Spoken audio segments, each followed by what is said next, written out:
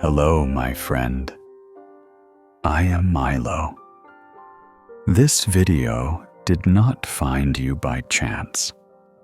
Rather, something within you, deeper than thought, has led you here to this exact moment. As if the unconscious has quietly prepared for a shift. Very gentle, yet irreversible.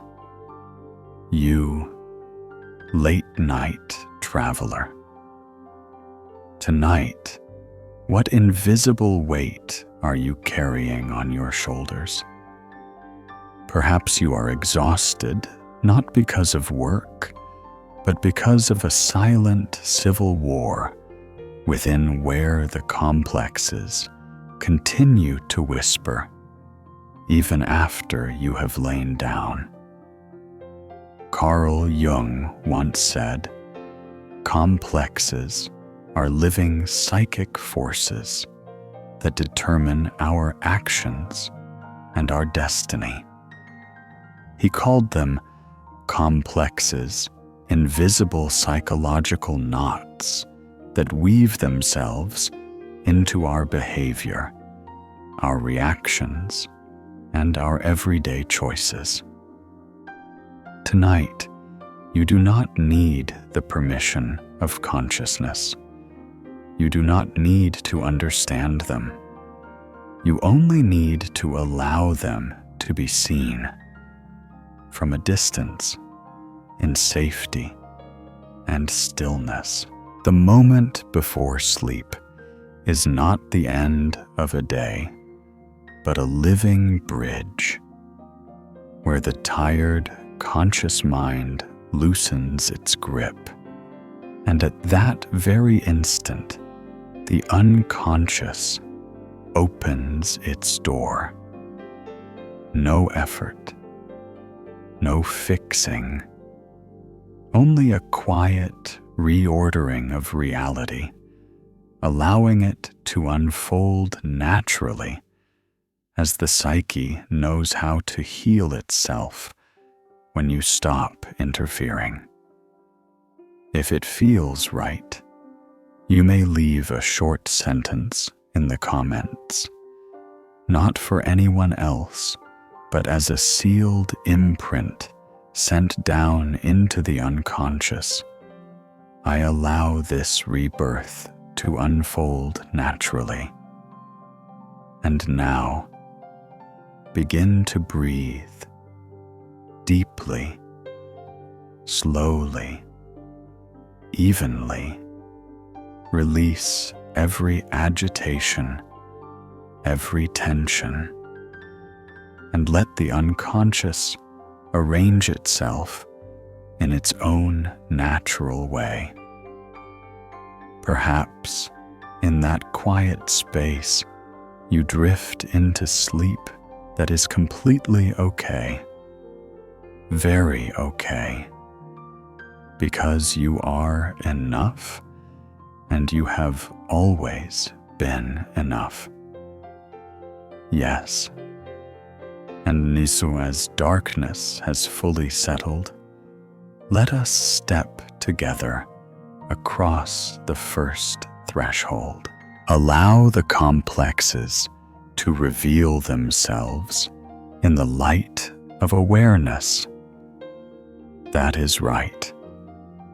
As the outer world slowly closes as daylight withdraws from the senses, the human being approaches a delicate threshold, a place where consciousness no longer holds absolute dominion. This is not a moment of emptiness, but a moment of transition. Carl Gustav Jung understood sleep as a natural movement of the soul.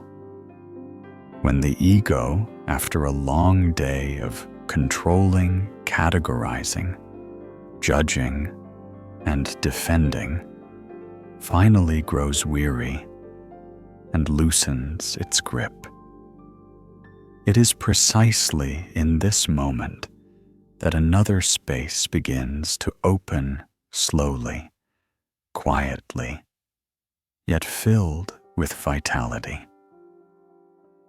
Jung did not regard sleep as a shutdown of the mind. On the contrary, he saw it as the moment when inner life truly begins to speak. In the structure and dynamics of the psyche, he wrote, "The psyche is a self-regulating system.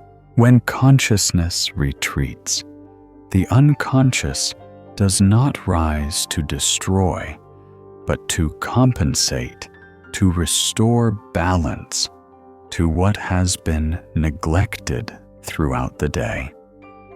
Tensions left unnamed, emotions left unacknowledged, impulses suppressed because they were deemed inappropriate, all begin to find their way back. The threshold of the unconscious, therefore, is not a place to be feared. It becomes frightening only when one spends a lifetime trying to avoid it. As night falls, as breathing slows, and the body ceases to react to the outer world, subtler movements emerge. These may appear as an inexplicable sense of emptiness, a sadness without clear cause, or simply a fatigue deeper than the physical. Jung would not call this der weakness. He would see it as a sign of complexes, emotionally charged structures seeking recognition in psychological types. Jung stated, "Until you make the unconscious conscious, it will direct your life, and you will call it fate." At the threshold of sleep, the unconscious no longer needs to operate in the shadows. It is given a chance to step forward, even if only through whispers. And it is precisely these whispers, not shouts, that form the native language of the soul. Vague images, fleeting memories, incomplete emotions, all are signals, not enemies. What matters is how we approach this threshold. Modern individuals often carry an illusion that they must fall asleep quickly, sleep deeply, sleep efficiently. Jung would suggest that this very need for control is what obstructs sleep. The ego refuses to rest, still attempting to command the night. Meanwhile, the unconscious opens its door only when it is trusted, not monitored, not coerced. At a deeper level, the threshold of the unconscious confronts us with a difficult truth that we are not fully the masters of ourselves. Our reactions, habits, fears, and desires often do not arise from conscious decisions, but from deeper layers of the psyche. Jung called this the reality of complexes, small personalities living within us.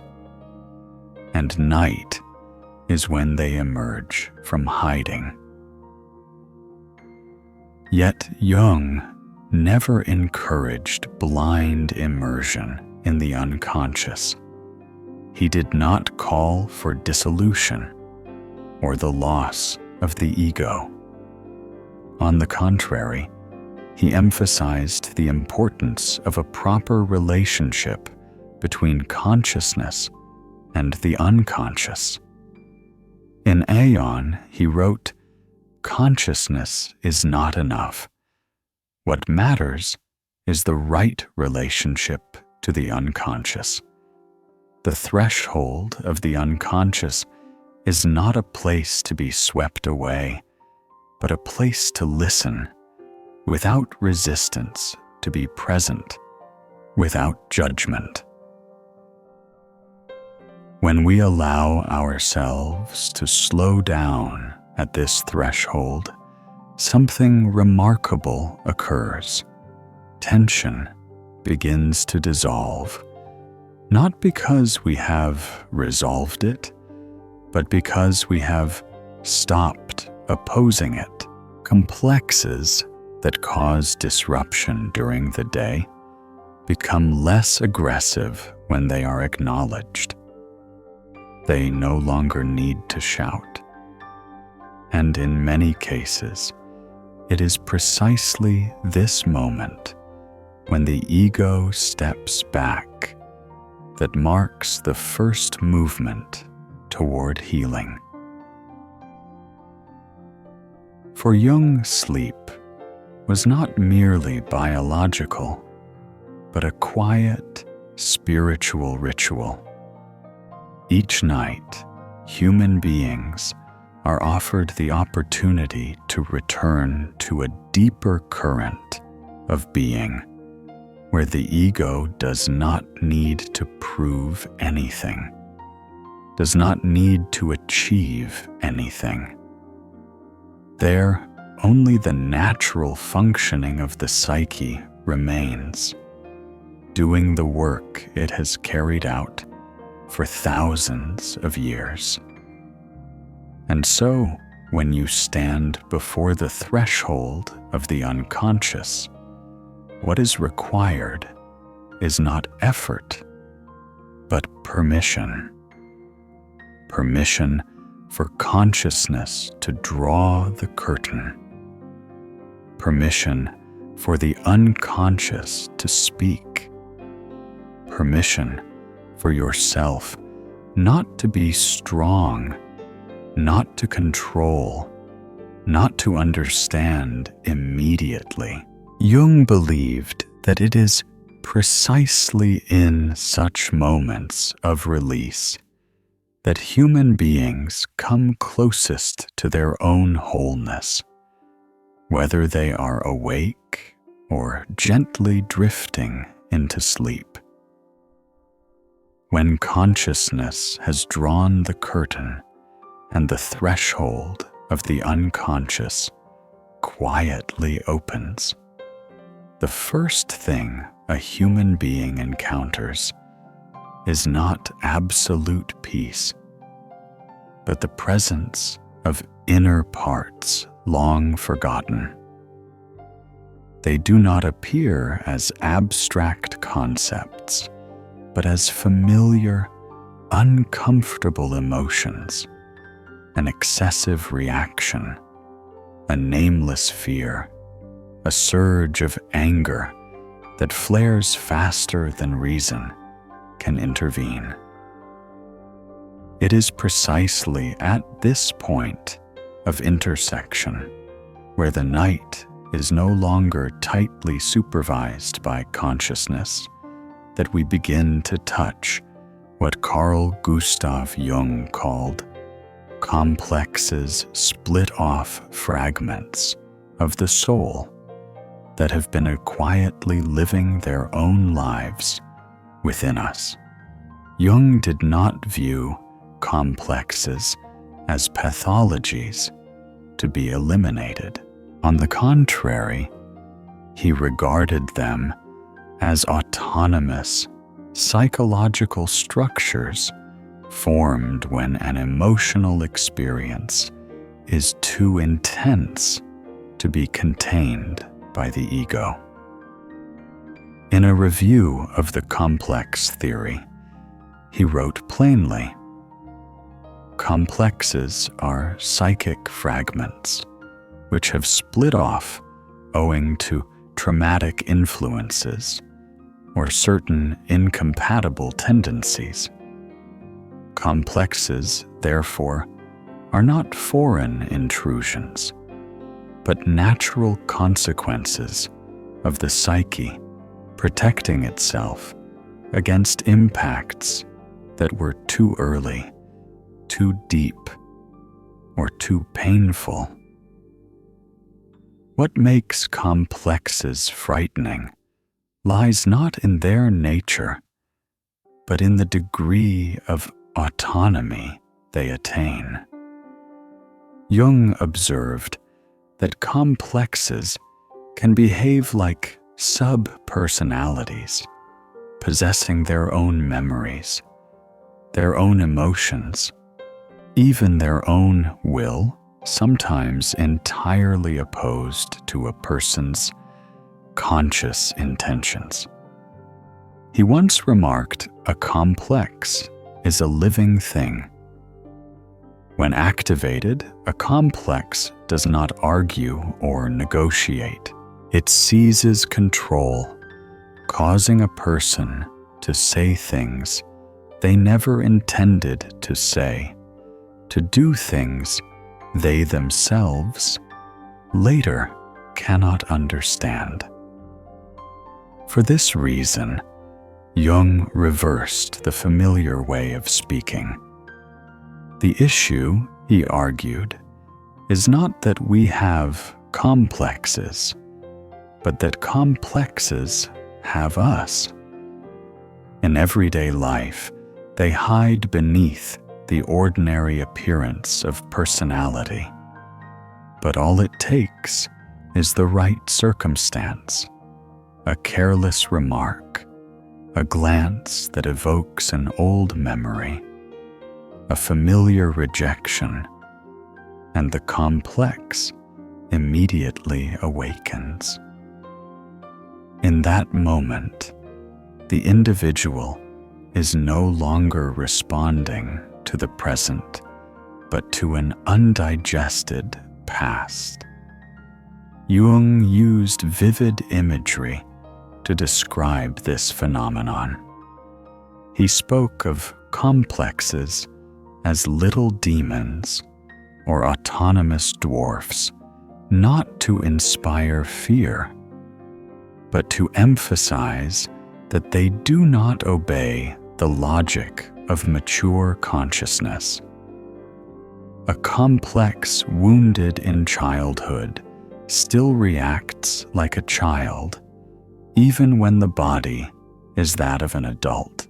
A power complex may drive a person to seek status control or admiration, even when doing so destroys intimate relationships. In the structure and dynamics of the psyche, Jung warned, so long as the complex is unconscious, it is in the position of a master. When unrecognized complexes not only disturb emotional life, but shape destiny itself. People believe they are choosing and deciding, while in reality, they are being pulled along by unconscious currents charged with powerful affect. And the more one tries to deny the existence of complexes, the more insistently they seek expression through indirect paths. What is distinctive in Jung's thinking is that he did not moralize complexes. He did not divide them into good or bad. A complex may be destructive, yet it may also contain life energy that has been locked away. Jung called this energy libido, not merely in the sexual sense, but as psychic vitality in general. When a portion of libido is trapped within a complex, a person feels exhausted, depleted, as though something essential is always missing. But when a complex is brought into consciousness and integrated, that very energy can become a source of creativity, depth, and inner strength. Here, sleep and the transitional state of night once again play a crucial role. By day, the ego is too busy to listen. By night, when the barriers of control are lowered, complexes no longer need to disturb through impulsive actions. They can speak more subtly through sensations, vague images, or symbol-laden dreams. Jung believed that it is within this space that complexes begin to shift from possessors into objects of dialogue.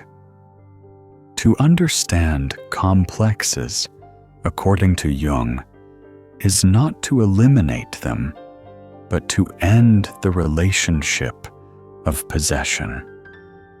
When the ego has the courage to admit, "There is a part of me that is in pain," the complex no longer needs to act as an underground force. It is seen, and to be seen in Jungian psychology is already a form of healing. Therefore, when you listen to complexes in the night, remember that you are not facing an enemy. You are meeting parts of yourself that were once left behind. And as Jung reminded us in Memories, Dreams, Reflections, there is no coming to consciousness without pain. Yet there is also no path to wholeness that does not pass through these fragments of the soul. Complexes do not disappear when we drive them away.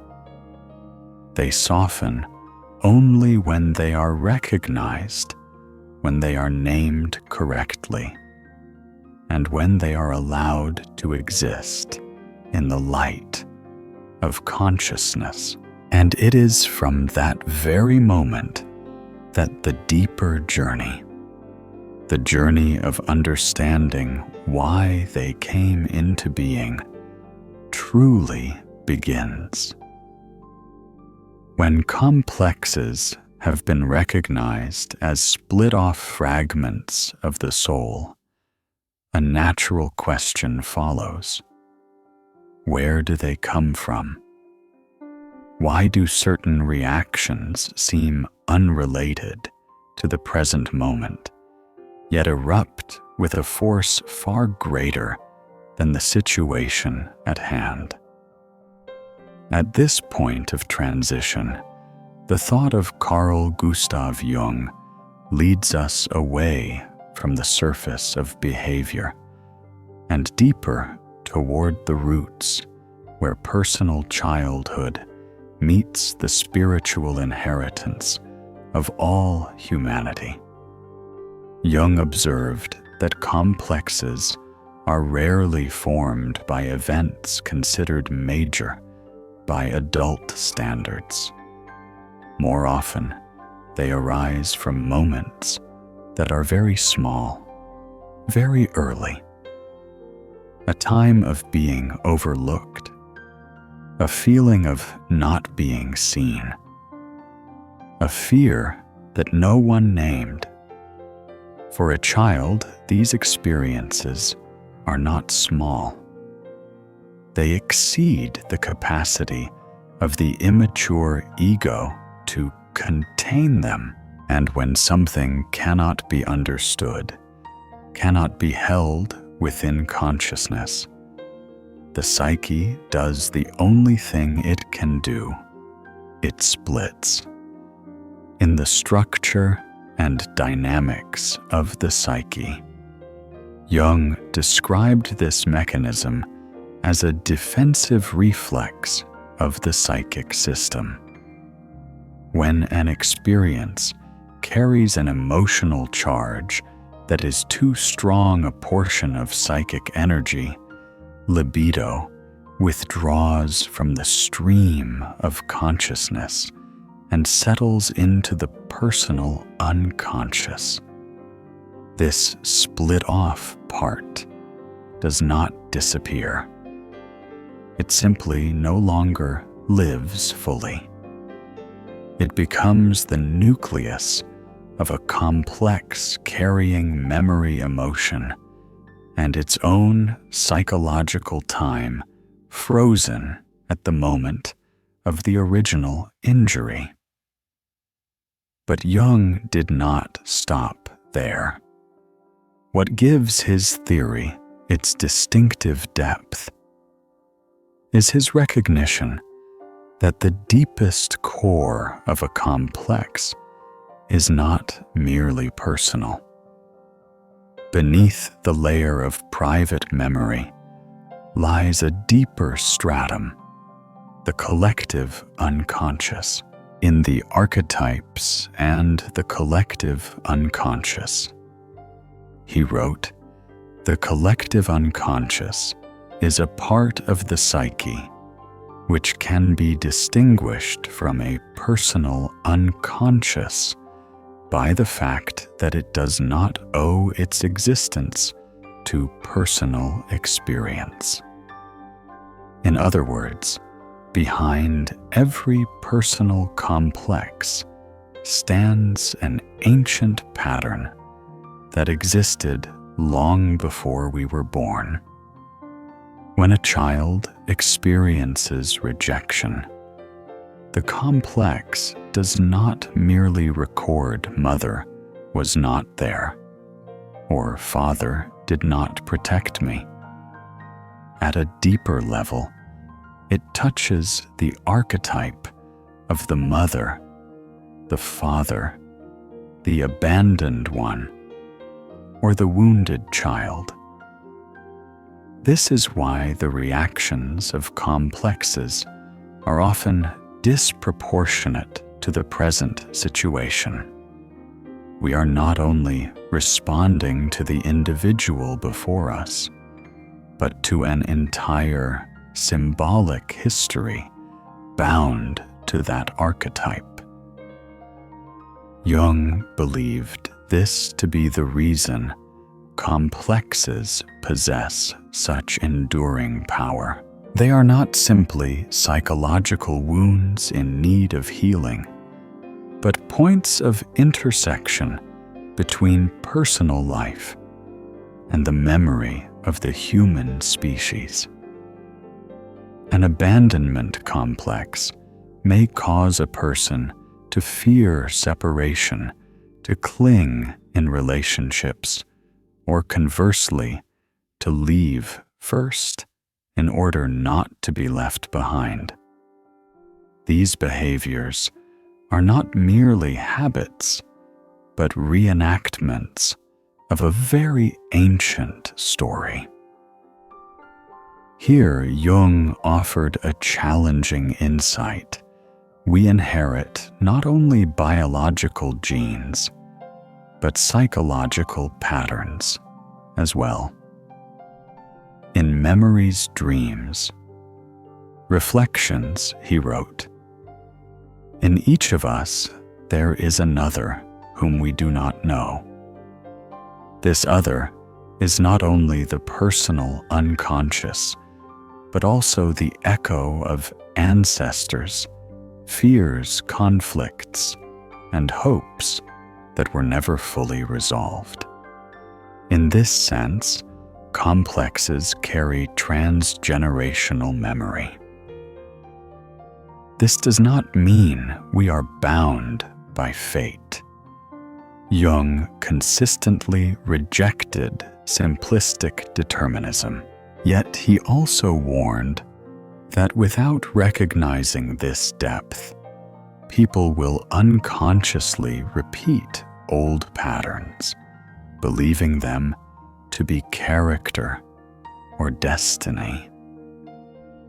In Psychological Types, he emphasized everything that is unconscious in ourselves we discover in our neighbor.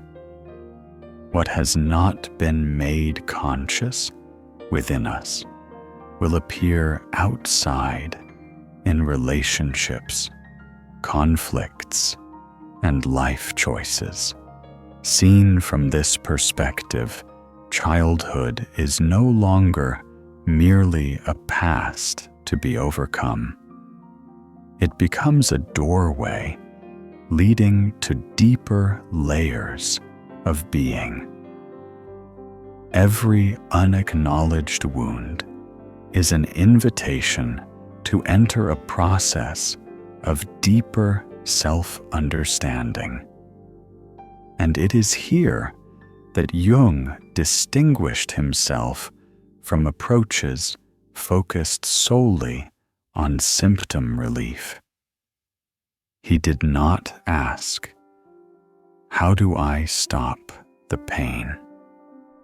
He asked, "What does this pain want to say about the whole of who I am?" In the darkness of night, when consciousness is weary and defensive, barriers are lowered, complexes rooted in childhood often become more visible, not to torment, but to be recognized. Jung believed the unconscious is not hostile.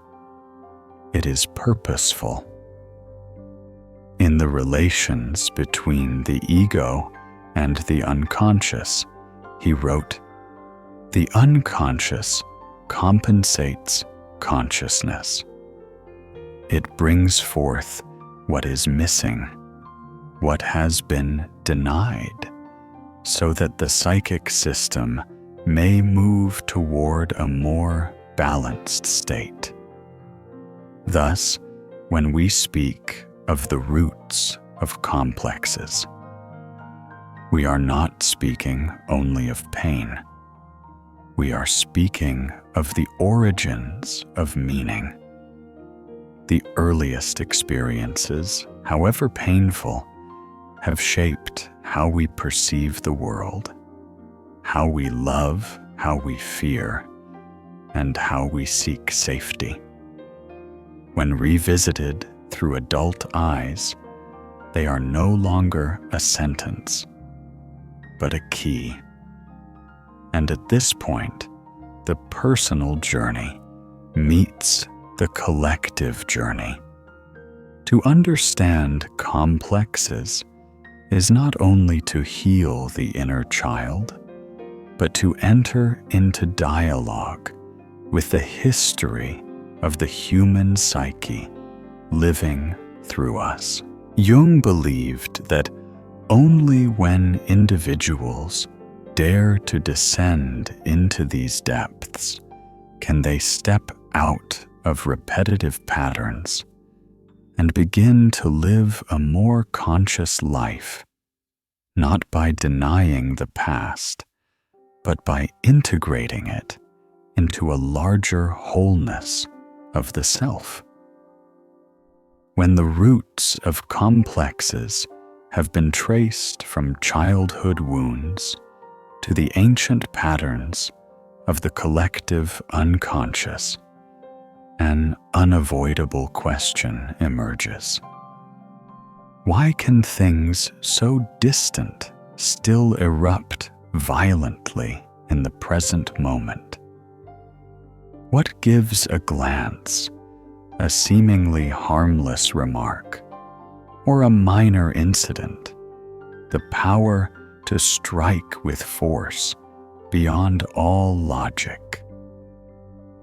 At this point of transition, the thought of Carl Gustav Jung leads us to a key concept: the activation of a complex, the moment when a trigger strikes the charged core. Jung observed that complexes do not exist as dormant memories. They resemble sensitive points within the psychic structure, always in a state of readiness. All it takes is an external stimulus that matches symbolically, not necessarily identical to the original event, and the complex is immediately activated. When this happens, the human reaction is no longer proportional to the situation. It is too large, too fast, too intense. And it is precisely this excess that becomes the most important clue. In a review of the complex theory, Jung described this phenomenon with cool precision. Complexes interfere with the intentions of the will and disturb the conscious performance. When a complex is touched, conscious will is no longer at the helm. A powerful current of energy libido is drawn away from other functions of the psyche and concentrated entirely in that reaction. The individual feels swept away, as if another force were acting in their place. What is striking is that this sense of loss of control is not metaphorical. For Jung, it is a psychological reality. A complex as an autonomous structure can temporarily seize command. He wrote, "A complex can seize us, possess us, and lead us to do things we do not intend." In the moment of activation, a person no longer lives in objective present time, but is pulled back into the psychological time of the complex, where the original injury remains fully intact. This is why our reactions are so often disproportionate. A minor criticism may awaken profound shame. An unintentional delay may trigger rage, as if one had been betrayed. Not because the present event is so severe, but because it strikes an emotional memory that has never been integrated.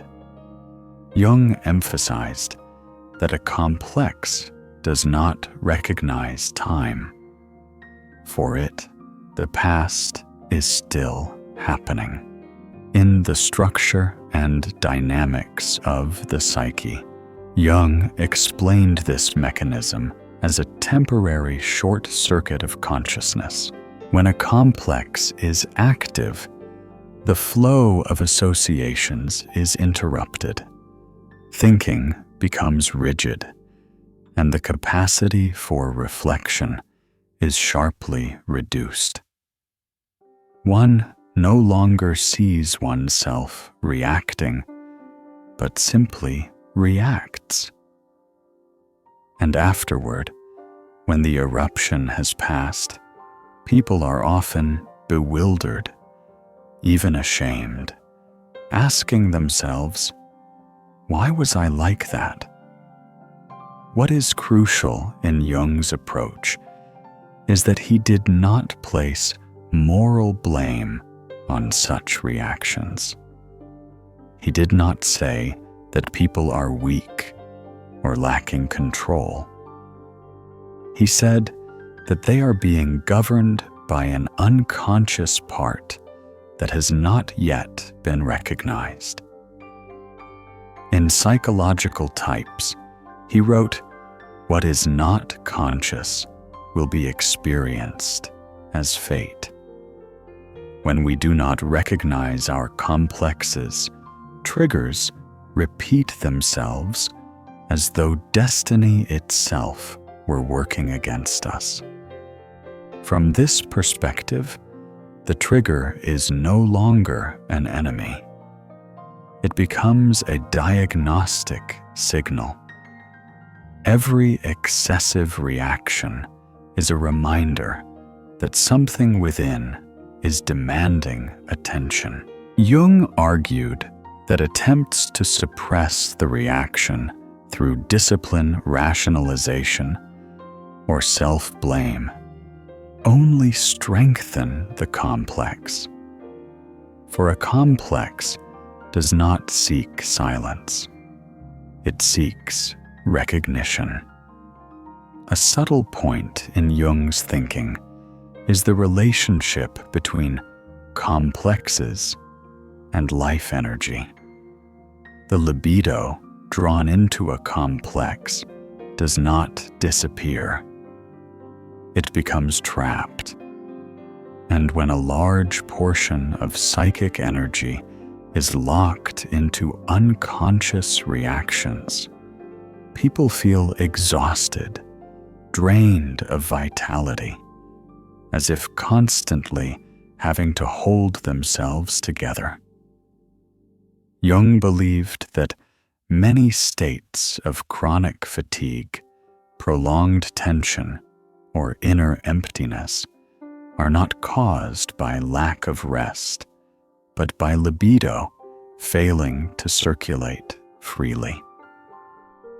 In the relations between the ego and the unconscious, he wrote, "The unconscious is not just evil by nature, it is also the source of the highest good. When a complex is activated, it carries not only pain, but also suppressed energy.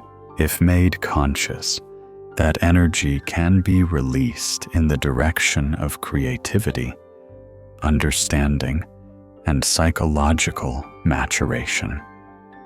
But if denied, it will continue to seek expression through explosive reactions."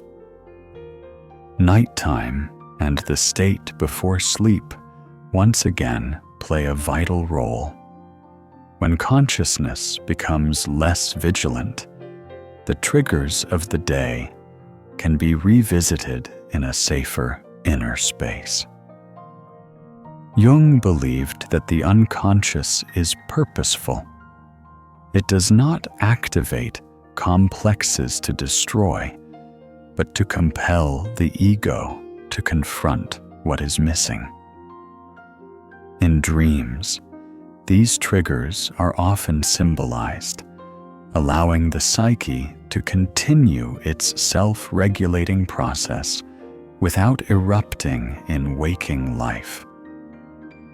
Thus, the question is not, "How do I never get triggered again?" but rather, "What am I meant to learn from the moment I lose control?" For Jung, every excessive reaction is a doorway. Passing through that doorway is not easy, for it demands honesty with the most vulnerable parts of oneself. Yet it is also the only path by which a complex can be transformed from a possessor into something that is understood. When we begin to see triggers as messages rather than mistakes, a profound shift occurs. Reactions no longer need to be hidden. They become data of the soul.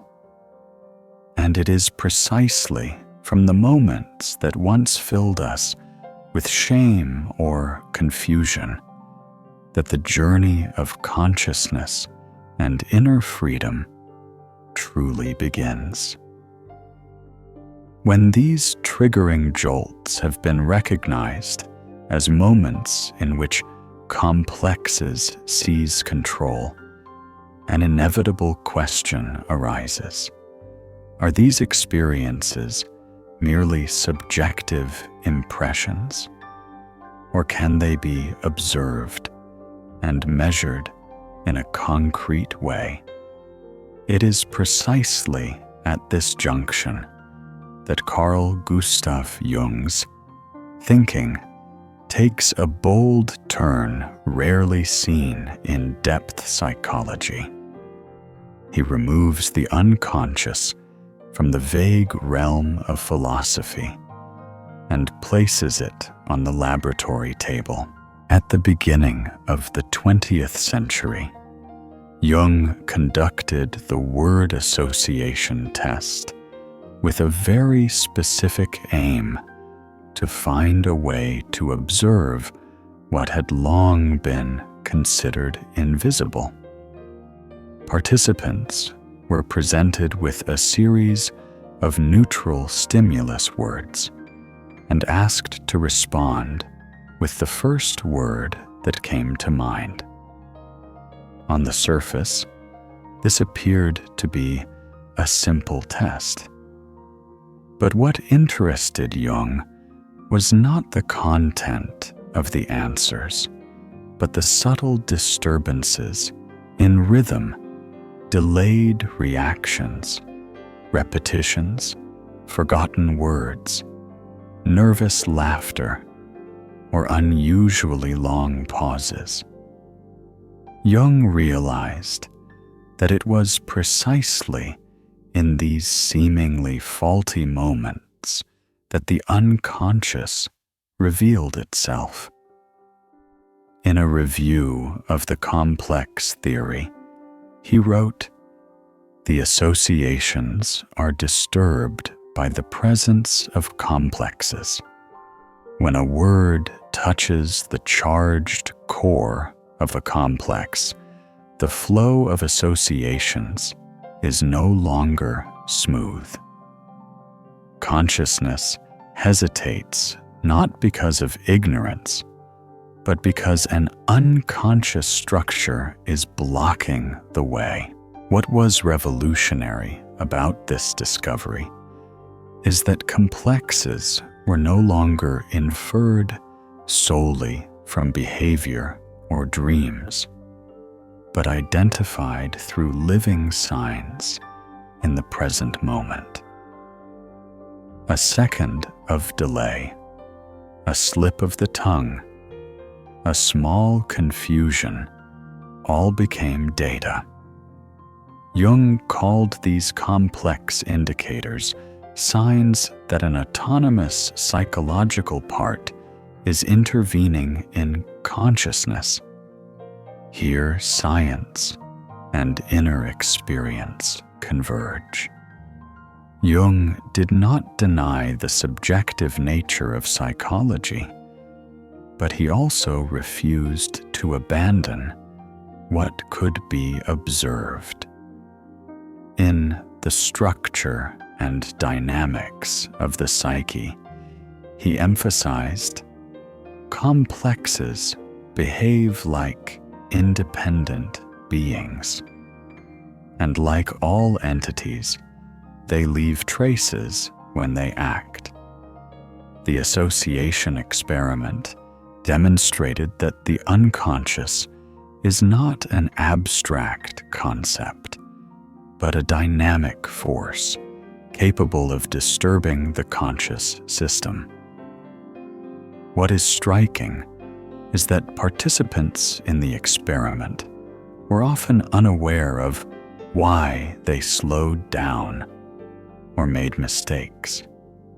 They believed these were mere lapses, but for Jung, nothing was accidental. He agreed with the well-known assertion, there are no accidents in psychic life. Every pause, every small error is a sign of an unconscious conflict unfolding behind the curtain of awareness. From this point, Jung expanded his understanding of triggering jolts. Excessive reactions in daily life are not isolated events, but the visible surface of a deeper phenomenon. Consciousness is constantly being interrupted by complexes it does not recognize.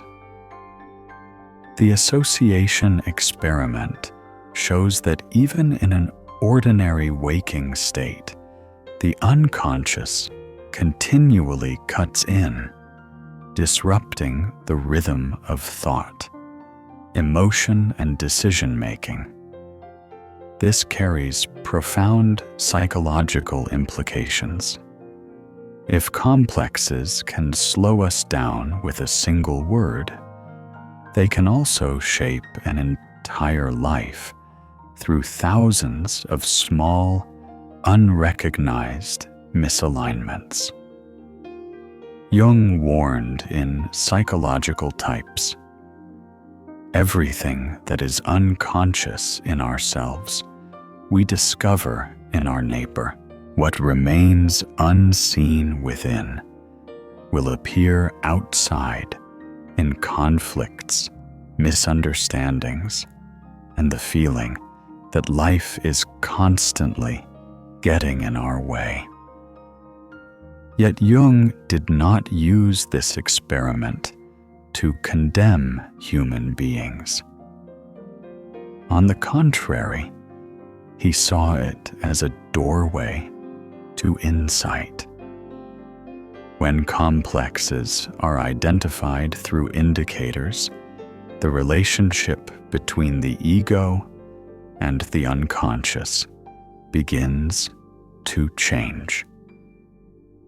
Complexes are no longer invisible forces, but objects that can be observed, reflected upon, and engaged in dialogue. In the relations between the ego and the unconscious, Jung wrote, "The unconscious is not just evil by nature. It is also the source of the highest good. Those very malfunctions contain valuable information about parts of life that have not yet been fully lived. On the level of personal experience, the association experiment reminds us of the pauses in everyday life when we do not know what to say, when we forget a familiar name, when we respond more slowly than expected. These are not merely signs of fatigue or distraction. They may be indications that a complex has just been touched. And when viewed through a Jungian lens, such moments are not shameful. They are worth listening to. In the context of sleep and night, this meaning becomes even clearer. At night, consciousness no longer tries as hard to conceal these misalignments. The pauses of the day may turn into vague images, fragmented dreams, or a nameless restlessness. Jung believed that the unconscious is continuing the same task, pointing to where the flow is blocked. And just as in the experiment, The task of consciousness is not to force, but to observe with honesty. Thus, the word association, test, is not merely a scientific milestone, but a powerful philosophical statement. The human psyche always leaves traces when it is divided. Silences speak louder than words. Interruptions reveal more than smoothness. And when we are patient enough to look at these small details, we begin to understand that the unconscious does not hide the truth. It simply speaks in a more subtle language. From here, the next stage of the journey opens naturally if complexes can be recognized. Through signs, can we enter into direct dialogue with them, rather than merely observing them from a distance? It is this question that will lead us deeper into the world of specific complexes, where the images of the mother, the father, and foundational emotional patterns begin to take clearer shape within psychological life. When association experiments have shown that complexes are not merely subjective conjectures, but leave observable traces, the journey deeper becomes unavoidable. Which specific complex stands behind these disturbances in rhythm? At this junction, the thought of Carl Gustav Jung leads us to one of the most powerful and subtle structures of psychological life: the mother complex. This is not simply the story of a particular person in the past, but of an archetype that both nurtures life and can devour individuality if it is not integrated. Jung regarded the mother-child bond as the first foundation of psychic experience. In the archetypes and the collective unconscious, he emphasized that the image of the mother does not belong solely to personal memory, but is a universal archetype. The mother archetype appears under countless aspects. This archetype carries two opposing poles: the benevolent mother, protective, nurturing, sustaining, and the negative mother, controlling, suffocating, refusing to allow the child to separate and become itself. A complex forms when personal experience attaches to one of these poles with excessive emotional charge. On the positive side, the mother complex can function as an inner home. It provides a foundational sense of safety, an ability to trust life, and the capacity for self-care. Those who were sufficiently nurtured often carry a basic feeling that the world has a place for them. Jung did not regard this as self-evident. He saw it as a psychological gift.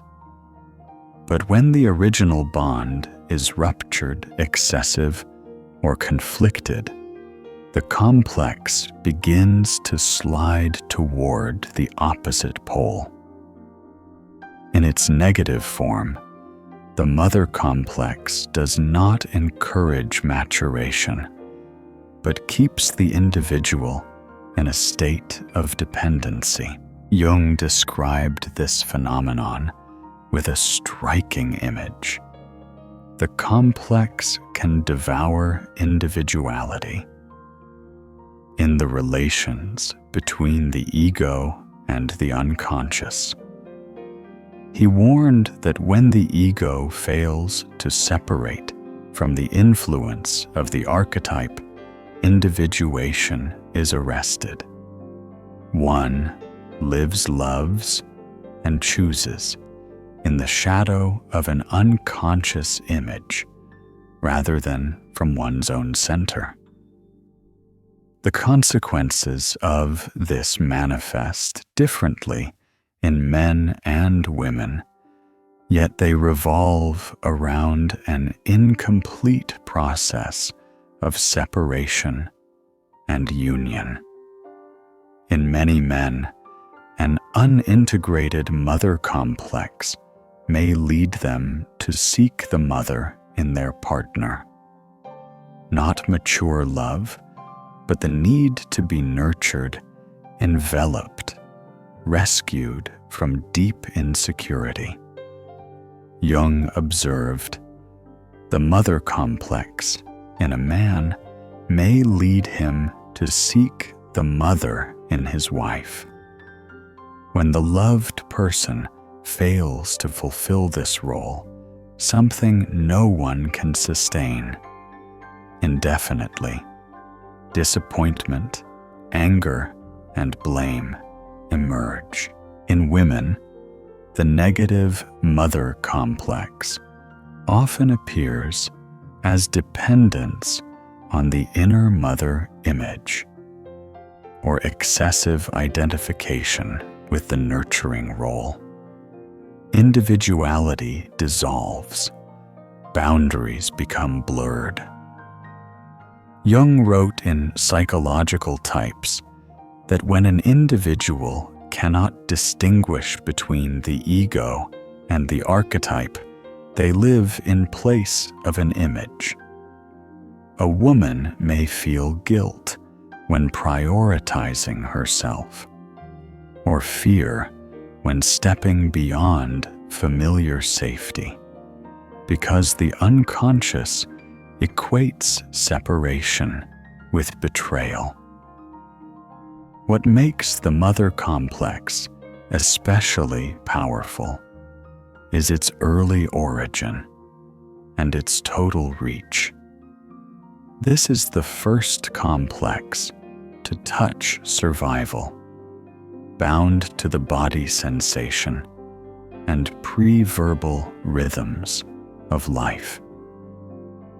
Jung stressed that experiences formed before language cannot be reasoned away.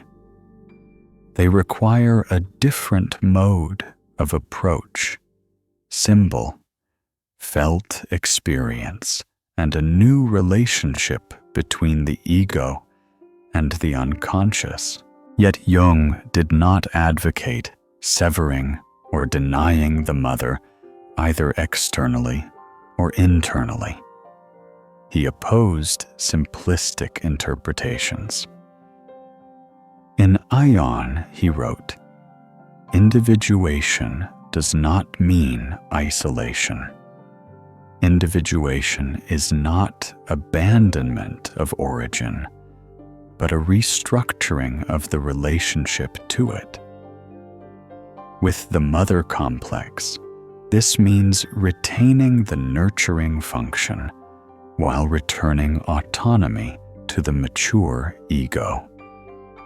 When integrated, the mother complex transforms from a prison into a home. The energy once locked in dependency is released as the capacity for self-nurturance. The individual no longer demands that others fill a primordial void. They learn to remain with themselves without panic. Jung regarded this as a decisive step in individuation, for it marks the birth of an inner center. In the context of sleep and night, the mother complex often appears with particular clarity. It emerges in dreams of houses, kitchens, embraces, or conversely, of suffocating spaces with no exit.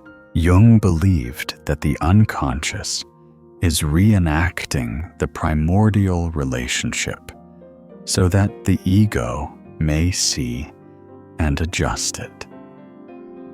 In Memories, Dreams, Reflections, he wrote, "The dream is a little hidden door in the innermost and most secret recesses of the soul. That door often leads directly to the image of the mother, not as a historical individual, but as a psychological field. Thus, the question, prison or home, has no fixed answer.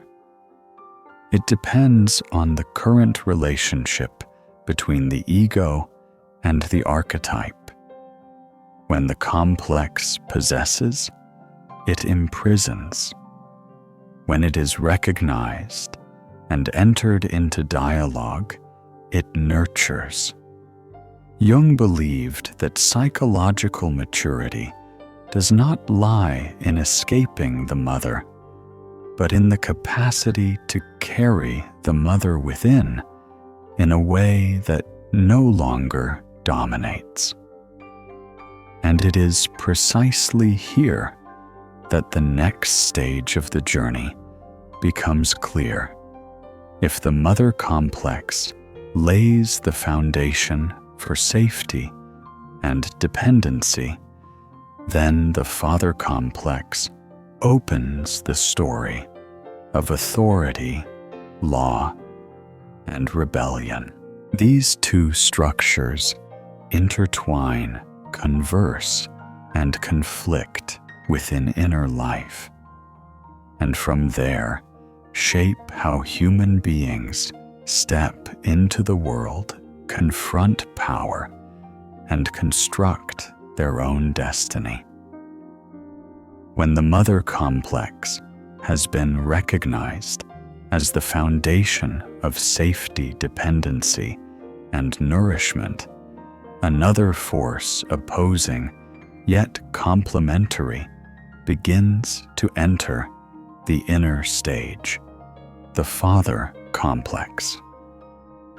If the mother represents the origin of life and the feeling of being held, then the father, in Carl Gustav Jung's view, symbolizes law boundaries and authority.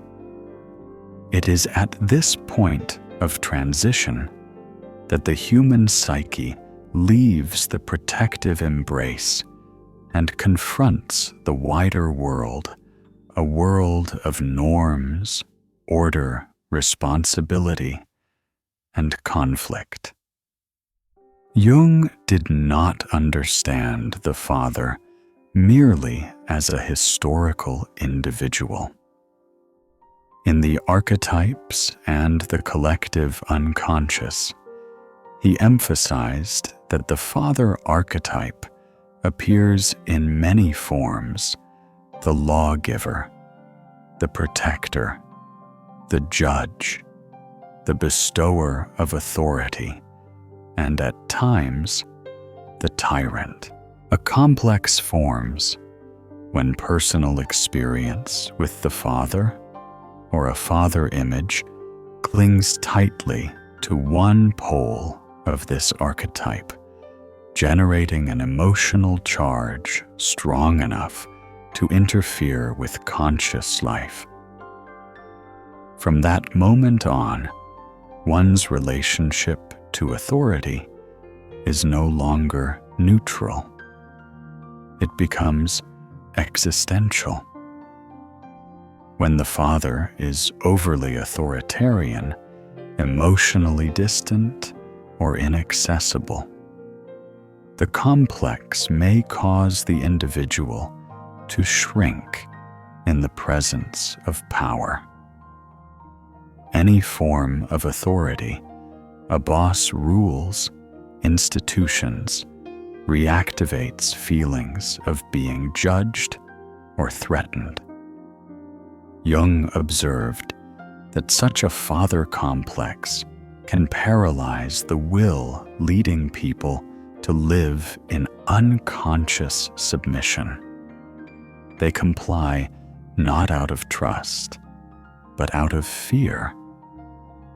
And this fear is often unnamed.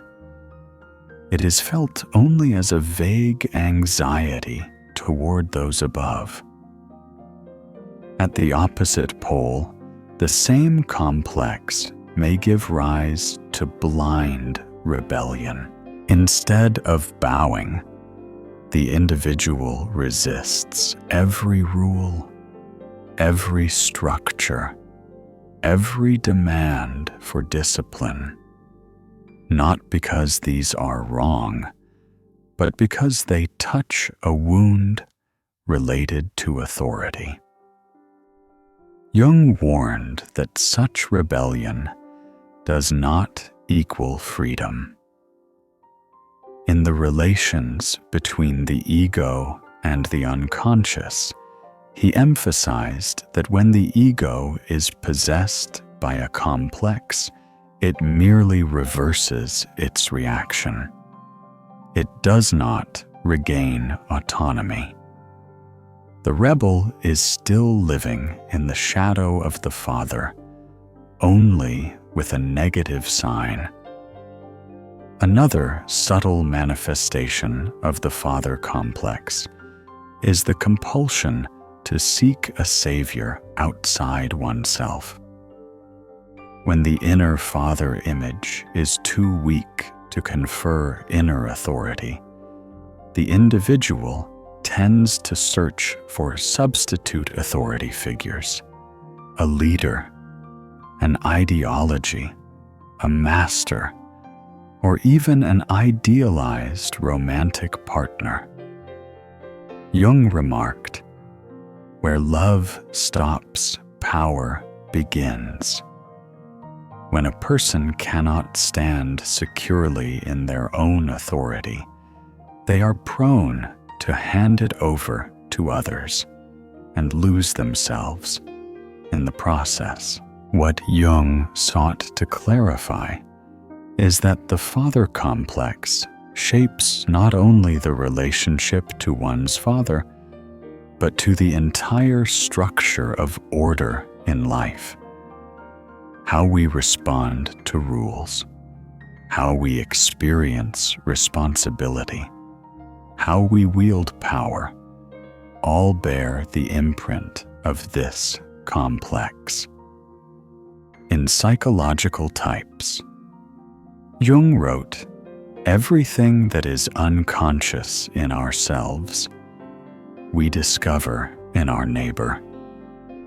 Conflicts with external authority are often reflections of unresolved conflicts with the inner image of the father. Yet Jung did not regard the father complex as an obstacle to be removed. On the contrary, he saw it as a gateway to psychological maturity. Unlike the mother complex, which revolves around safety and attachment, the father complex poses the question, "Can I stand on my own feet?" The integration of this complex does not lead to submission or rebellion, but to inner authority, the capacity to set one's own laws. In Ion, Jung wrote a crucial sentence: "Individuation does not exclude the world, but includes it." Individuation is not an escape from order, but an entry into order, as a conscious subject. When the father complex is integrated, the individual no longer needs to fight every rule to prove freedom, nor to bow in order to be accepted. They begin to distinguish between genuine authority and authority that possesses. In the integrated state, the energy once locked in fear or rebellion is transformed into self-discipline. This is not discipline imposed from outside, but the capacity to take responsibility for one's own choices. Jung regarded this as a decisive turning point in the process of individuation, because it marks the shift from being governed to self-governance. In unconscious life, the father complex often appears through dream images of judges, kings, teachers, officers, or law-giving figures. These dreams are not meant to punish, but to question the ego's relationship to power. Jung wrote, "In memories, dreams, reflections." The dream shows the inner truth and reality of the patient as it really is. Through dreams, the unconscious reveals how we are granting or withholding our own authority. It is important to note that the father complex always operates alongside the mother complex. If the mother keeps us close, the father pushes us outward. If the mother says, "You are safe," the father asks, "What will you do with that freedom?" Jung believed that maturity emerges only when these two forces enter dialogue rather than cancel each other out. Without the mother, a person becomes rigid. Without the father, a person cannot separate. Thus, the story of the father complex is not a story of oppression or rebellion, but a story of internalized authority. When the individual no longer seeks a savior outside and no longer fears authority, they begin to stand at the center of their own life, where law is no longer a burden, but a supporting structure. And it is from this point of balance that the next complexes begin to reveal themselves more clearly. Feelings of inferiority, illusions of power, and the subtle compensatory mechanisms of the psyche. For when human beings begin to face the question, "Who am I in the presence of power?" they simultaneously confront a deeper question: where does my true value lie? When the father complex has been recognized as the axis of inner authority and discipline, a subtle, yet no less intense consequence gradually emerges in psychological life: the sense of one's own value. At this point of transition, the thought of Carl Gustav Jung leads us into a universal tragedy: the interweaving of inferiority and illusions of power. These are not opposing phenomena, but two sides of the same wound.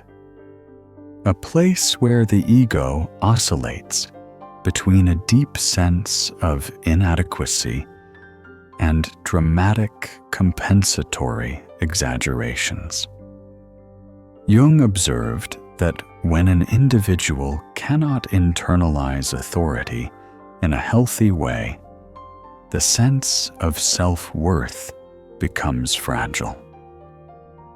The inferiority complex forms when the ego believes, often unconsciously, that it is not enough, not good enough, not lovable enough, not worthy enough to exist. In the relations between the ego and the unconscious, Jung emphasized that such beliefs are rarely conscious. They function as background assumptions, shaping emotions and choices without words. This sense of inadequacy does not remain still. It seeks compensation. And it is precisely here that the psyche deploys an ancient mechanism Jung called compensation. When one pole is excessively repressed, the opposite pole rises up. In Psychological Types, he wrote, "Extreme one-sidedness inevitably leads to compensation. Deep, unconscious inferiority therefore often runs alongside fantasies of greatness, megalomania, in which the ego inflates itself to conceal the pain of being diminished. The paradox is this: the more inferior a person feels unconsciously, the more easily they become obsessed with success power and recognition. Jung did not view megalomania merely as the pathology of the overconfident.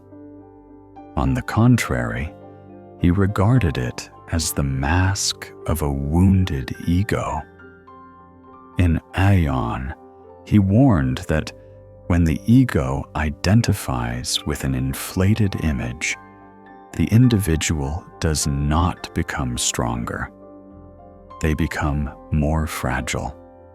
For any criticism then threatens to collapse the entire compensatory structure. Here, the father complex and the inferiority complex converge. If the inner father exists only as a judge, the ego lives perpetually in comparison. Every achievement becomes temporary proof against the fear of being worthless. And when achievement does not arrive or is not sufficient, the void opens again. Jung described this loop as a tragedy of never being enough, in which the individual is trapped between self-contempt and defensive arrogance. In The Structure and Dynamics of the Psyche, Jung wrote, "The individual who is inflated by identification with the self loses his sense of proportion. Illusions of power do not merely distort one's view of oneself. They distort one's view of the world. Other people are reduced to tools or rivals. Relationships become conditional. Love is granted when it brings admiration withdrawn, when it no longer supports the inflated image." But Jung did not stop at criticism. he asked a deeper question. What energy is locked within inferiority? Libido, trapped in a complex, does not disappear.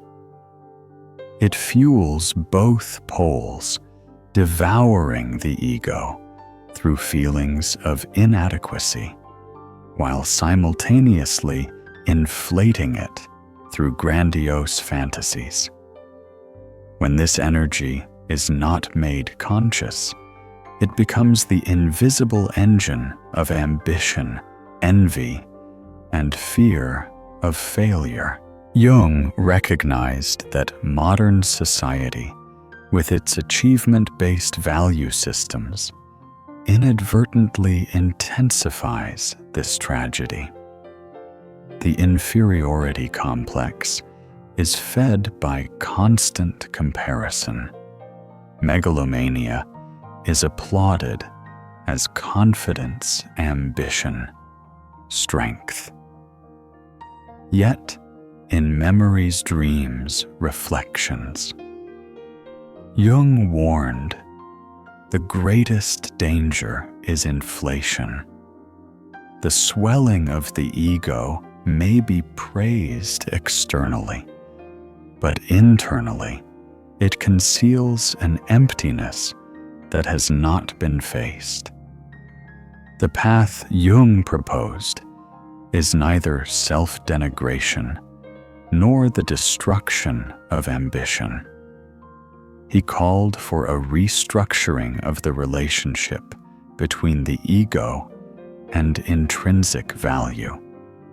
When complexes are seen, the ego no longer needs to prove its worth through exaggeration.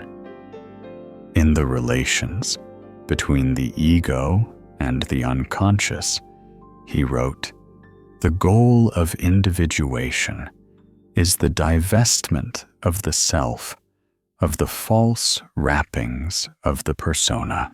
This applies directly to the tragedy of inferiority and illusion, removing the inflated garments to touch the unconditional value of being.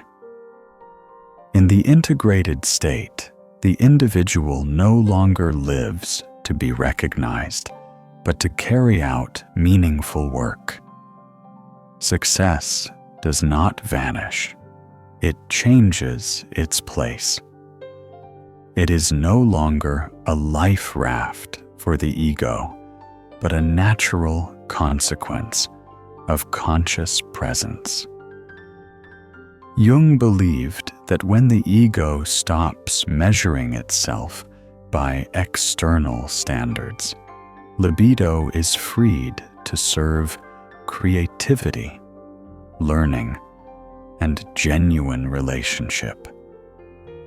In unconscious life, the inferiority complex and illusions of power often appear in dreams as opposing images, the humiliated one and the king, the helpless child and the heroic figure. Jung regarded such dreams as compensatory maps indicating where the psyche is attempting to self-regulate.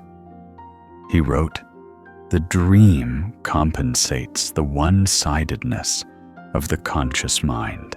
When consciousness leans too far toward inferiority, dreams inflate. When consciousness is overly inflated, dreams pull it down."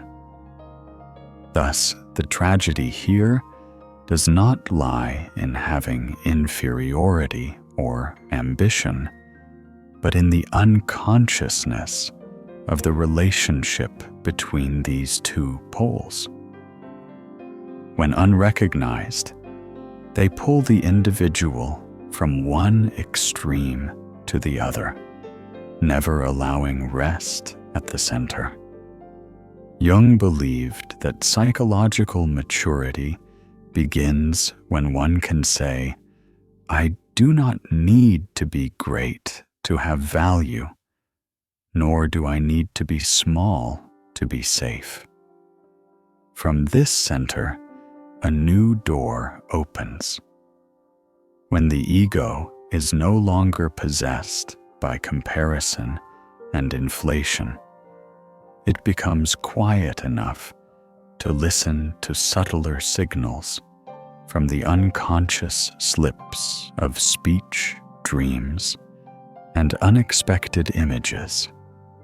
And this is why, after the tragedy of inferiority and illusions of power, the journey leads us toward meaningful lapses, places where the unconscious seeks to speak the truth through the most seemingly minor paths. When the tragedy of inferiority and illusions of power has been revealed as two compensatory poles of the same wound, the psyche does not stop there. It does not speak only through emotions or dreams. It seeks ways to speak within waking life itself, right in the midst of moments that seem utterly trivial. It is at this point of transition that Carl Gustav Jung's thought leads us to a subtle yet weighty phenomenon: meaningful slips places where the unconscious slips past the social mask to speak a truth that consciousness is trying to conceal. The Latin phrase, lingua lapsa verum dicit, the tongue slips and tells the truth, is not a mere play on words. It is a profound observation of how the psyche expresses itself. Jung agreed with Freud on this fundamental point. There are no mistakes in psychic life that are entirely accidental. But Jung went beyond viewing such errors merely as expressions of repressed libido. For him, every slip of the tongue, every writing error, every clumsy action is a sign of a complex seeking to be heard. In the structure and dynamics of the psyche, Jung emphasized that the unconscious is not hostile to consciousness. It compensates for its one-sidedness. When the ego is overly occupied with maintaining an image, a role, or a social identity, contents that do not fit do not disappear. They change strategy. Instead of confronting directly, they appear as slips small enough to pass through censorship, yet clear enough to leave a trace. This is why seemingly harmless errors often strike sensitive points. A name is spoken incorrectly. One word is replaced by another with a stronger emotional charge. A slip of the hand occurs at precisely a tense moment. Jung remarked, "There are no accidents in psychic life."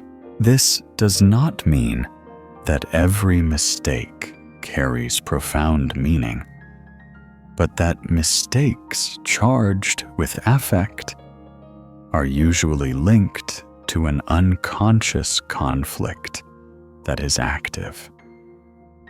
What makes this phenomenon especially significant after the inferiority complex and illusions of power is the direct relationship between the persona and the concealed truth. When individuals live in comparison inflation or self-diminishment, they must maintain a tightly controlled conscious image. Jung wrote in Psychological Types, "The persona is that which, in reality, one is not, but which oneself, as well as others, think one is. The more rigid the mask, the greater the inner pressure. And when that pressure exceeds a threshold, the unconscious will find the smallest opening through which to escape. Meaningful slips, therefore, are not meant to sabotage. They are meant to balance. Someone who always appears strong may inadvertently confess fear. Someone obsessed with success may let slip a sense of emptiness. Someone burdened by inferiority may unconsciously inflate themselves in an uncontrolled moment. Jung did not see this as a moral failing. He saw it as a regulatory signal of the psychic system. In a review of the complex theory, Jung explained that complexes intervene in the flow of consciousness by causing disruptions, forgetting confusion, slips of speech. These disruptions are like cracks in the smooth surface of reason. Through those cracks, the truth beneath becomes visible not in its entirety, but enough that the ego cannot completely ignore it. What is striking is that people are often ashamed of these slips.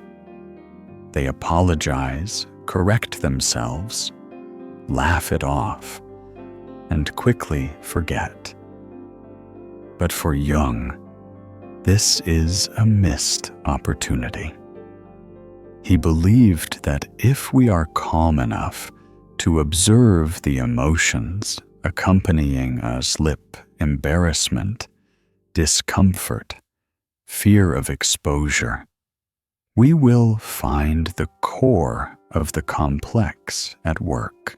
In the relations between the ego and the unconscious, he wrote, "The unconscious compensates the conscious attitude." Slips are this compensation made immediate right in everyday life. Here the difference between Jung and Freud becomes clearer. Freud sought the cause primarily in sexual conflict. Jung broadened the perspective. Complexes may revolve around power, value, fear, dependency, or meaning in life. A slip of the tongue does not speak only of repressed desire, but of a part of the person that has not been allowed to live in its proper place. It may be the need for recognition, for rest, for saying no, or for admitting that one is not fine. In the context of sleep and the transitional state of night, daytime slips often continue in the form of vague images. Jung believed that the unconscious persists with its message. If it is not heard while awake, it will speak during sleep, in memories, dream's reflections, he wrote.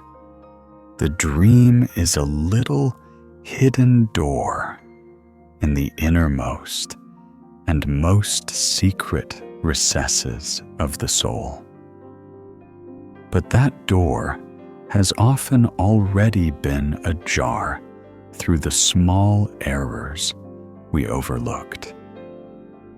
What is essential in Jung's approach to this phenomenon is attitude. He did not encourage obsessive scrutiny or self-reproach over every small mistake. He called for non-judgmental curiosity. When a slip occurs, the question is not, "Why am I so stupid?" but rather, "What in me wants to be spoken?" Simply asking the question in this way already changes the relationship between the ego and the unconscious. As individuals begin to listen to their slips, the social mask gradually softens. The need for inflation or self-diminishment decreases because the truth no longer has to squeeze through cracks in order to exist. Jung believed that this softening itself is a sign of psychological maturity. In Ion, he wrote, "One does not become enlightened by imagining figures of light, but by making the darkness conscious." Slips are small beams of light cast into the darkness, enough to show the way if we are willing to look. And from here, the journey naturally moves one step further.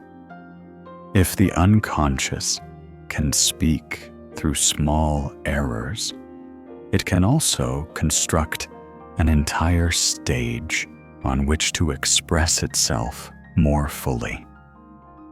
Slips of the tongue lead us toward dreams.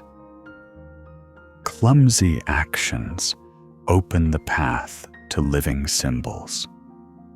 This is why, after meaningful slips, Jung invites us into the world of dreams, where complexes no longer need to whisper, but can appear openly in the form of characters, scenes, and stories of their own. When meaningful slips have shown that the unconscious can slip past the social mask through even the smallest cracks, there still remains a space where it no longer needs to slip through at all. A space where it can speak fully through images, drama, and emotion, the dream. It is at this point of transition that Carl Gustav Jung's thought leads us into a special theater of the psyche, where complexes no longer whisper, but step onto the stage, bearing faces, voices, and intentions of their own. Jung did not view dreams as chaotic byproducts of brain activity, but as structured, purposeful operations of the psyche. In the structure and dynamics of the psyche, he emphasized that the unconscious operates according to the principle of compensation, aiming to correct the one-sidedness of consciousness. Thus, when during the day, the ego is overly controlling, overly rational, or overly attached to a social image, dreams appear at night as an alternative interpretation, not in concepts, but in symbols.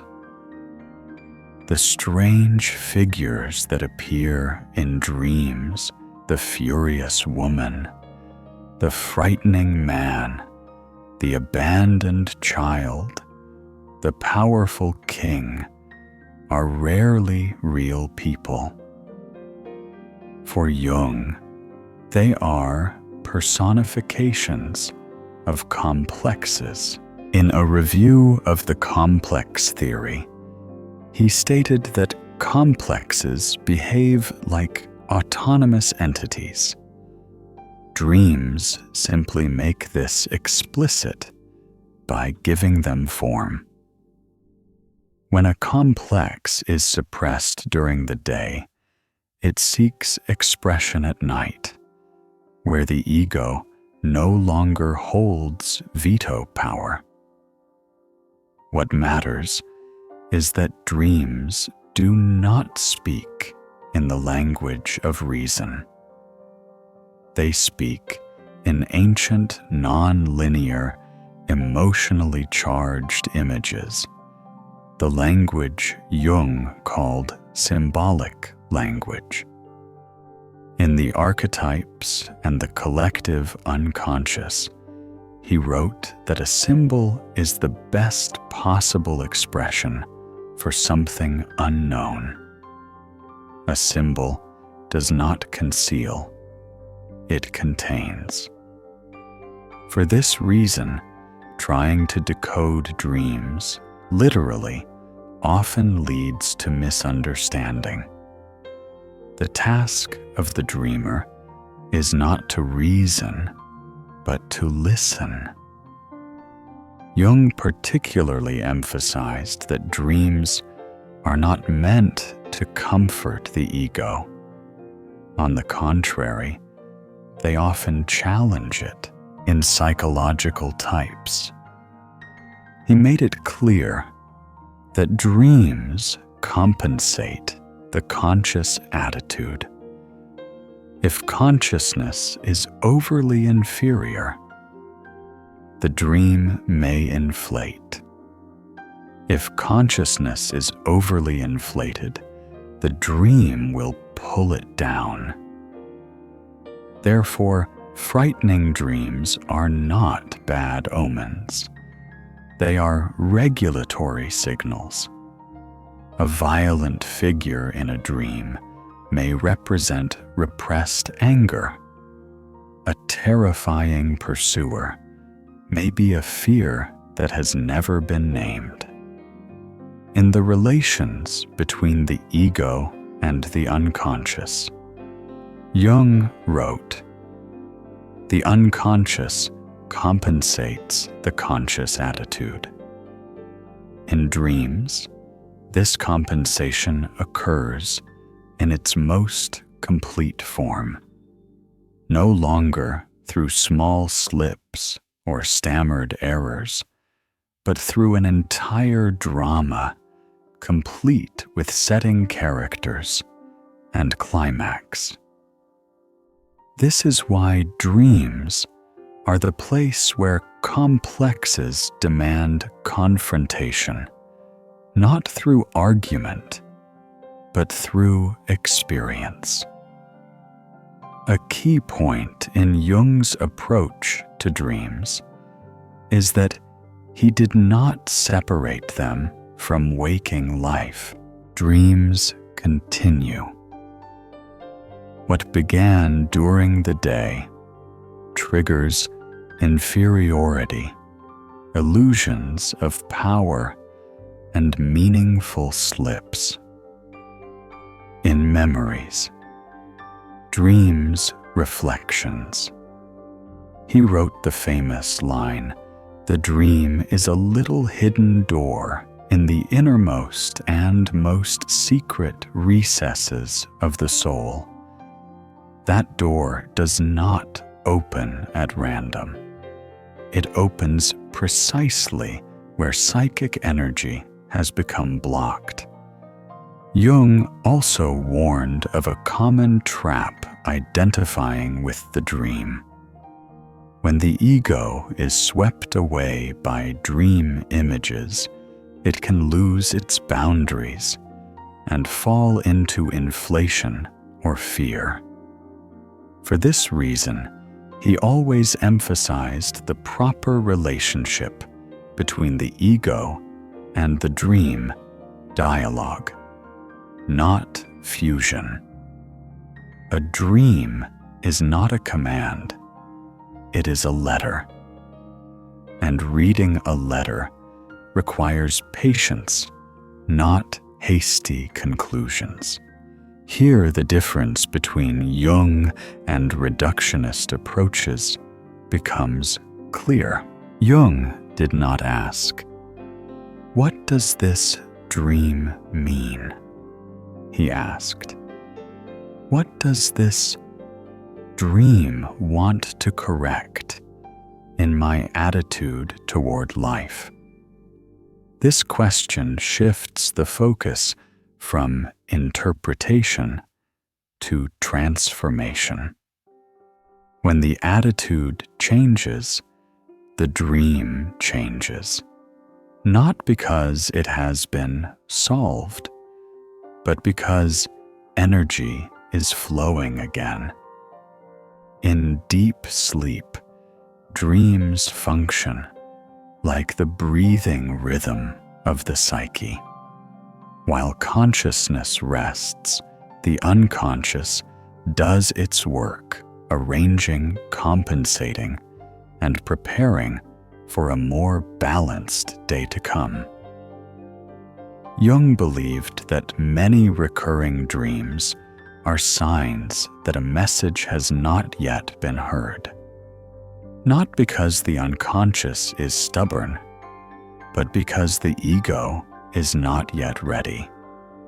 Thus, understanding dreams is not a skill of decoding, but an attitude toward life. When individuals allow dream images to remain to be reflected upon, to be acknowledged, even without immediate understanding, the relationship between the ego and the unconscious softens.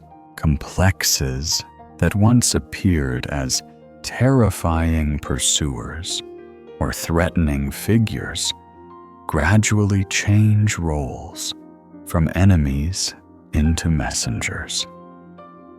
And it is precisely here that a deeper step becomes possible. If dreams are the stage on which complexes perform, there is still another path by which we may encounter them while awake, not merely to observe, but to converse. That is why, after passing through the stage of dreams, Jung introduces a bold practice: active imagination, the art of speaking directly with the inner figures, moving from reading the letter to answering it.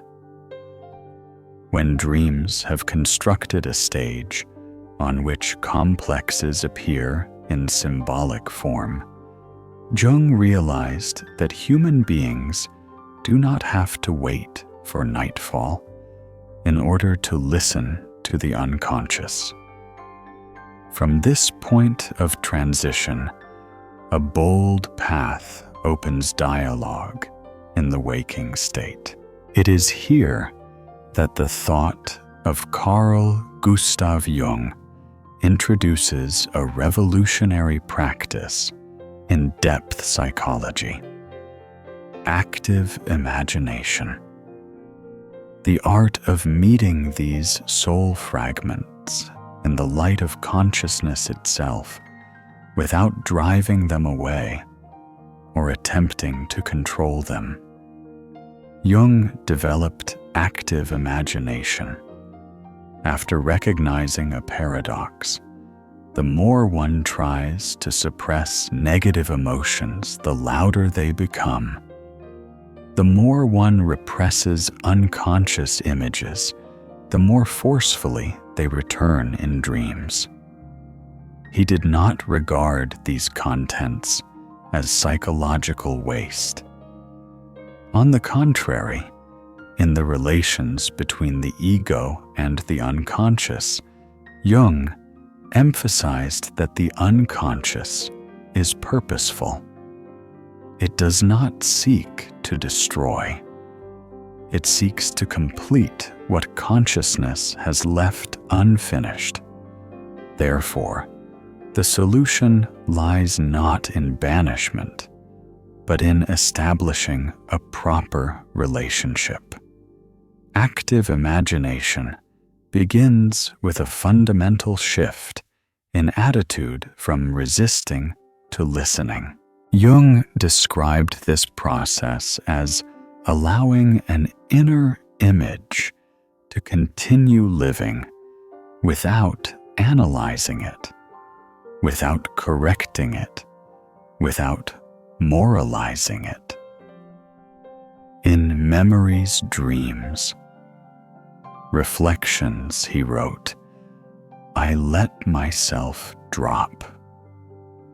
Suddenly, there was a ground under my feet.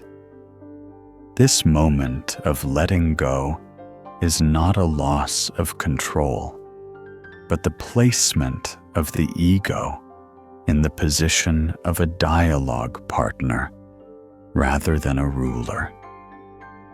The subtlety of active imagination lies in the fact that consciousness remains present. Jung consistently warned against the danger of dissolving into the unconscious. He did not encourage drifting reverie or being swept away by images. On the contrary, he required a creative tension between two poles, the awake ego and the unconscious contents coming into form. In the structure and dynamics of the psyche, Jung emphasized that complexes behave like autonomous entities. Active imagination allows them to speak, but does not allow them to take possession. When a complex is invited into this quiet space, what happens is often very different from the initial fear. Intense emotions, anger, jealousy, fear when listened to without judgment begin to change their tone. Jung observed that many complexes do not need to be resolved. They need to be acknowledged. In Ion, he wrote a key sentence: "What you resist persists." When resistance ceases, the energy locked within the complex begins to flow. This is precisely where active imagination becomes a source of creativity. Libido, that was once trapped in conflict, is released into images, words, gestures, and even works of art. Jung did not see creativity as an inborn talent, but as the outcome of inner dialogue. When complexes no longer need to disrupt life in order to be noticed, they can contribute their energy to conscious living. In Psychological Types, he emphasized that the one-sidedness of consciousness always requires compensation. Active imagination is the path of conscious compensation. Another crucial point is the non-judgmental attitude. Jung warned that quickly labeling unconscious contents as bad, wrong, or unacceptable causes the dialogue to collapse. Complexes like neglected children fall silent or rebel when condemned. But when listened to with genuine curiosity, they reveal the reason for their existence. Jung wrote in The Relations Between the Ego and the Unconscious. The unconscious is not just evil by nature, it is also the source of the highest good. Active imagination is not a relaxation technique. It requires psychological courage. Dialoguing with an angry image, a frightening figure, or a harsh inner critic is not pleasant. But Jung believed that meaningful pain differs from unconscious pain in memories, dreams, reflections. He wrote, "There is no coming to consciousness without pain.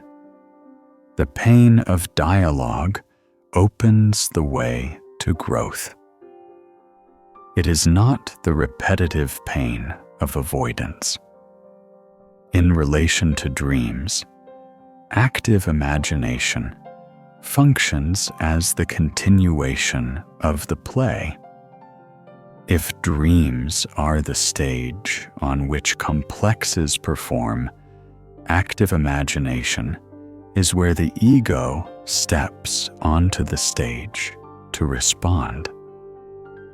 Jung observed that when a dream is continued through waking dialogue, the dream images change.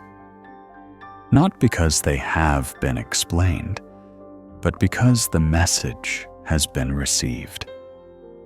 The flow of energy no longer needs to repeat the same scene. Jung also emphasized that active imagination is not meant for fleeting curiosity. It is a long-term relationship. Deep complexes do not open themselves after a single encounter. But over time, the consistency of a listening attitude builds its inner trust. Complexes learn that they do not need to sabotage life in order to be heard, and the ego learns that it can remain present with difficult emotions without disintegrating. At a deeper level, active imagination is a lesson in inner authority. Instead of seeking answers from the outside, the individual learns to question themselves not through reason, but through living dialogue. Jung believed this to be a turning point in the process of individuation, when a person stops fleeing from the inner world and also stops being possessed by it. In Aeon, he wrote, "Individuation is not a method, but a natural process. Active imagination does not force this process. It creates the conditions for it to unfold. And for this reason, when complexes are acknowledged, they cease to disturb. Not because they have been destroyed, but because they have found their rightful place. From disruptors, they become sources of creative energy, carrying depth, feeling, and meaning." Jung believed that a life without inner conflict is not a healthy life, but a life that has not yet been listened to. From here, the journey moves toward its point of convergence. When dialogue has been established, when complexes no longer possess the ego, a larger question emerges. Where do all these soul fragments go? It is this question that leads us to the final chapter, individuation, where the fragments no longer speak separately, but are gradually integrated into a larger whole, the self. When active imagination has opened the possibility of direct dialogue with the soul fragments that were split off, a deeper movement begins to unfold, no longer merely listening to individual voices, but asking about the whole. Where do all these parts go, and what holds them together in a meaningful order? It is precisely at this point of transition that the thought of Carl Gustav Jung brings us to the central concept and ultimate destination of the entire journey: individuation, the path of return to the self. Jung did not regard individuation as a moral goal or a social achievement. He emphasized that it is a natural process of the psyche through which a person gradually becomes who they truly are, not according to external standards, but according to an inner structure.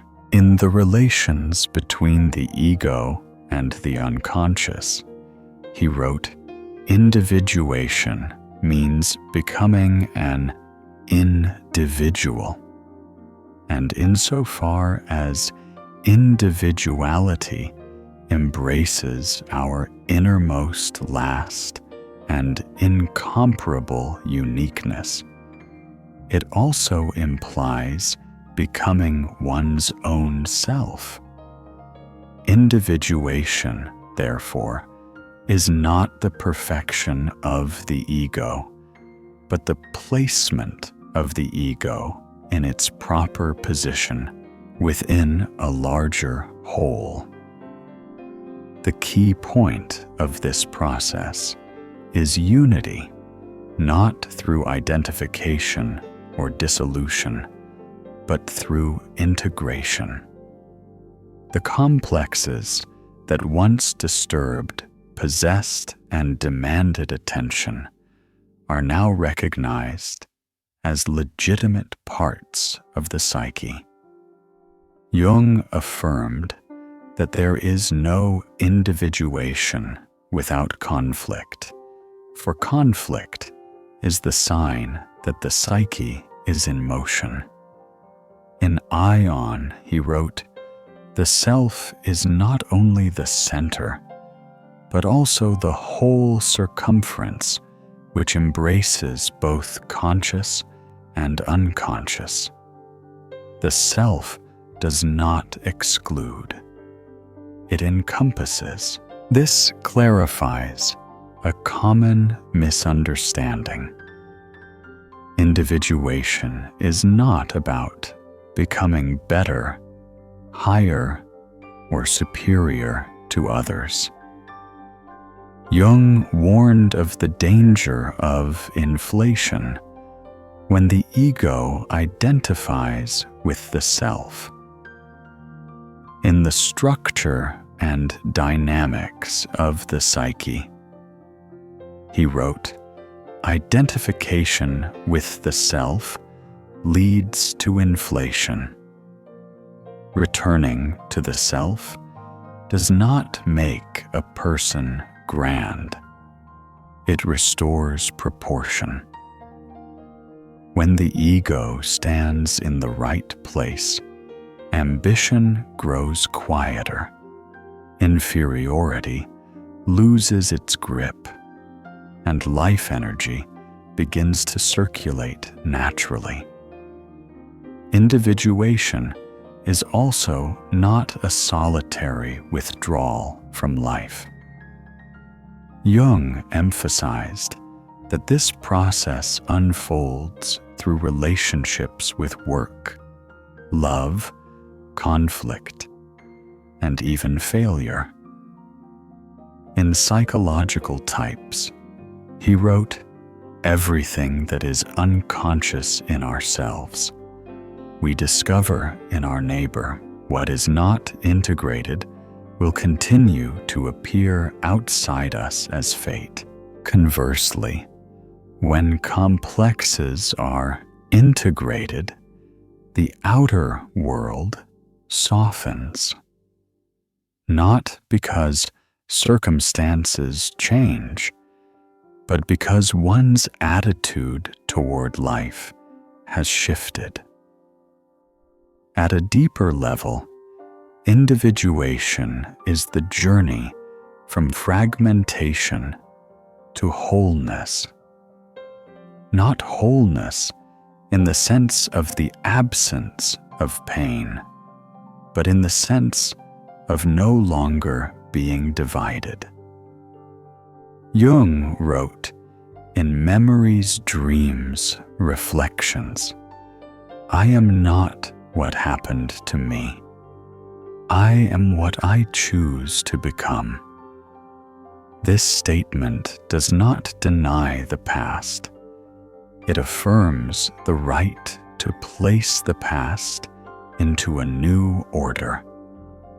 The soul fragments that were split off because the pain was too early, too intense, or too difficult to name are now invited to return, not to dominate, but to contribute.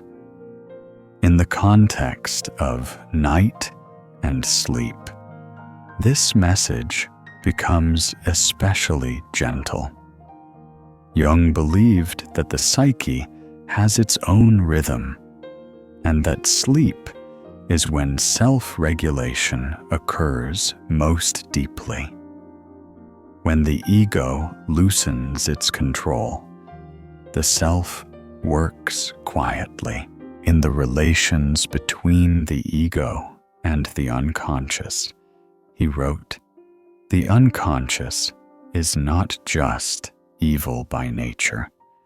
It is also the source of the highest good. Night is not emptiness. It is an embrace." For this reason, the invitation of individuation is not coercive. It does not demand that you fix yourself, eliminate the bad parts, or become perfect. Jung firmly rejected moral perfectionism. He argued that the goal is wholeness, not perfection. In Aeon, he wrote, "Wholeness is not achieved by cutting off a portion of one's being, but by integration of the contraries. Wholeness emerges only when opposites are held in a creative tension, light and shadow, strength and vulnerability, discipline and surrender." As the process of individuation unfolds, a subtle yet decisive shift occurs. The center of life moves. A person no longer lives to avoid complexes, nor are they possessed by them. The ego learns to serve a greater order. Jung called this the emergence of inner authority, where decisions are no longer driven by fear or inflation. In the archetypes and the collective unconscious, he emphasized that symbols of the self often appear as circles, centers, or balancing axes, signs of convergence. And then the journey returns to its starting point, but with a different meaning. The complexes that once acted as troublemakers are now at rest, not because they have disappeared, but because they have found their rightful place. The energy once locked in conflict is released into presence. Creativity and compassion toward oneself. Jung believed this to be the most reliable sign of individuation, not power, not success, but a deep and grounded sense of peace. Therefore, when night arrives tonight, the invitation is not to think more, but to allow. Allow your worries to settle. Allow the soul fragments to rest beside you. Allow the self to keep the rhythm. You do not need to be perfect in order to rest. You only need to be in the right place, within the embrace of an inner order that knows how to hold both light and shadow. And in that quiet wholeness, sleep becomes a ritual of returning home. Imagine your mind as an ancient forest. The complexes are not wild beasts to be destroyed.